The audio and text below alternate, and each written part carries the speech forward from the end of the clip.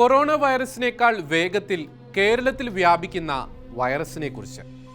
ഈ വൈറസിന് മുമ്പിൽ corona virus ഒന്നുമല്ല. ഏതാനും വർഷങ്ങൾക്ക് മുമ്പ് വരെ മയക്കുമരുന്ന് വേട്ട എന്നത് മലയാളികളെ സംബന്ധിച്ച് സിനിമയിൽ കണ്ട് മാത്രം പരിചയമുള്ള കാര്യമായിരുന്നു. മയക്കുമരുന്ന് മാഫിയ എന്ന പദമാകട്ടെ ഇംഗ്ലീഷ് നോവലുകളിലോ സിനിമകളിലോ മാത്രം പ്രതിപാദിച്ചിരുന്ന അങ്ങ് അമേരിക്കയിലോ ആഫ്രിക്കയിലോ ഉള്ള ചില സംഘങ്ങളും. മയക്കുമരുന്ന് മാഫിയ എന്ന ഗൂഢസംഘങ്ങൾ എന്താണ് ചെയ്യുന്നത് കുറച്ചെങ്കിലും മലയാളികളെ ബോധ്യപ്പെടുത്തിയത് ചില മോഹൻലാൽ ചിത്രങ്ങളാണ്.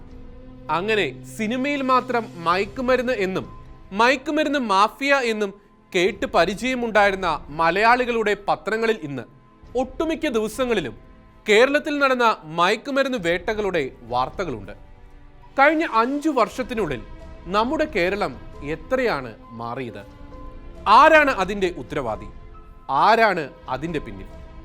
ഏകദേശം 5 വർഷം മുമ്പ് വരെ വിരലിൽ എണ്ണാവുന്നവർ മാത്രമാണ് മയക്കുമരുന്ന് വിൽപ്പന മേഖലയിൽ വിൽപ്പനക്കാരായി ഉണ്ടായിരുന്നതെങ്കിൽ ഇന്നത്തെ സ്ഥിതി എന്താണ്? നിഷ്കളങ്കരായ ചെറുപ്പക്കാരെ ഈ ദുരന്ത മുഖത്തേക്ക് കൈപിടിച്ചുകൊണ്ട് പോകുന്നവർ നമുക്കിടയിൽ തന്നെയുണ്ട്. മയക്കുമരുന്ന് റാക്കറ്റുകൾ അത്ര ശക്തരാണ് ഇന്ന് നമ്മുടെ കേരളത്തിൽ. ആ റാക്കറ്റുകളെ എളുപ്പം പൊട്ടിച്ചെറിയുക എന്നത് സാധ്യവുമല്ല.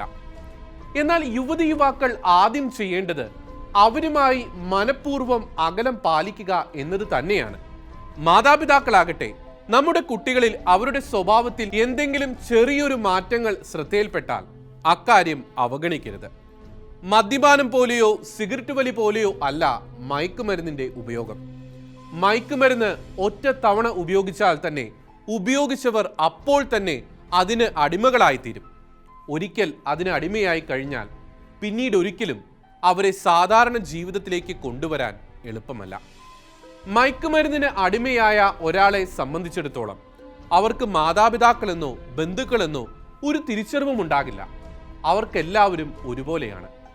സമയത്തിന് മരുന്ന് കിട്ടാതിരുന്നാൽ അത് സംഘടിപ്പിക്കാൻ വേണ്ടി വന്നാൽ മറ്റൊരാളെ കൊല്ലാൻ പോലും ഇവർ തയ്യാറായേക്കും. നാം ഏറ്റവും ശ്രദ്ധ ചെലുത്തേണ്ടത് നമ്മുടെ പഠിക്കുന്ന മക്കളിലാണ്. അക്കാര്യത്തിൽ ആണെന്നോ പെണ്ണെന്നോ വലിയ വ്യത്യാസമില്ല. മയക്കുമരുന്ന് മാഫിയ ആദ്യം വല വിരിക്കുന്നത് കുട്ടികളെയാണ്. ആദ്യം മയക്കുമരുന്ന് സൗജന്യമായി നൽകുകയും പിന്നീട് പണത്തിന് നൽകുകയും പിന്നീട് മയക്കുമരുന്ന് വാങ്ങാൻ പൈസയില്ലാത്ത അവസ്ഥ വരുമ്പോൾ അവരെ മയക്കുമരുന്ന് വിൽപ്പനക്കാരുടെ ഏജന്റും ക്യാരിയർമാരുമാക്കി മാറ്റുന്നു. അങ്ങനെ ജീവിതവും ഭാവിയും ഒക്കെ നഷ്ടപ്പെട്ടു പോകുന്ന യുവതി യുവാക്കൾ നാട്ടുകാരാലും വീട്ടുകാരാലും വെറുക്കപ്പെടുന്നു. അവർ മയക്കുമരുന്ന് ലോബിയുടെ വെറും വാലാട്ടി പട്ടികളായി മാറുന്നു. ഇനി മയക്കുമരുന്നിൽ നിന്ന് നമ്മുടെ കുട്ടികളെ രക്ഷിക്കാൻ എടുക്കേണ്ട ചില മുൻ കരുതലുകളെ കുറിച്ച് പറയട്ടെ. നമ്മുടെ കുട്ടികളോട് അടുത്ത് ഇടപഴകുക, അവരെ സുഹൃത്തുക്കളായി കാണുക. മക്കളുടെ മുകളിൽ അധികാരം സ്ഥാപിക്കുക എന്നതാണ് രക്ഷിതാവിന്റെ കർത്തവ്യമെന്ന് കരുതിയിരുന്ന കാലം കഴിഞ്ഞു എന്ന യാഥാർത്ഥ്യം രക്ഷിതാക്കൾ മനസ്സിലാക്കുക. സൗമ്യമായി കാര്യങ്ങൾ പറഞ്ഞു മനസ്സിലാക്കി കൊടുക്കുക. ഇന്ന് സമൂഹത്തിൽ അവർക്ക് വേണ്ടി ചിലർ ഒരുക്കിയിരിക്കുന്ന നാർക്കോട്ടിക് ജിഹാദ് അടക്കമുള്ള കെണികളെക്കുറിച്ച് കുട്ടികളെയും യുവതി യുവാക്കളെയും ബോധവൽക്കരിക്കുക. നമ്മുടെ മക്കൾ പ്ലാസ്റ്റിക് സ്കെയിൽ പോലെയാണ്. ഒരു പരിധിവരെ വളച്ചാൽ വളയും, കൂടുതൽ വളയ്ക്കാൻ ശ്രമിച്ചാൽ അതങ്ങ് പൊട്ടിപ്പോകും. അതാണ് കാലഘട്ടം എന്ന ഉത്തമ ബോധ്യം നമുക്കുണ്ടാകട്ടെ. മയക്കുമരുന്നിൽ നിന്നും മയക്കുമരുന്ന് മാഫിയകളിൽ നിന്നും നമ്മുടെ കുട്ടികളെയും യുവതി യുവാക്കളെയും രക്ഷിക്കുക എന്നത് സഭയും സമൂഹവും മാതാപിതാക്കളും അധ്യാപകരും മീഡിയകളും എല്ലാം പ്രഥമ ദൗത്യമായി സ്വീകരിക്കേണ്ട നാളുകളിൽ കൂടിയാണ് ഇന്നത്തെ കേരളം കടന്നു പോകുന്നത്. ആ തിരിച്ചറിവിലേക്ക് ഓരോ മലയാളിയും കടന്നു വരട്ടെ. എന്നാൽ രോഗം അറിഞ്ഞാലേ ചികിത്സ തേടൂ.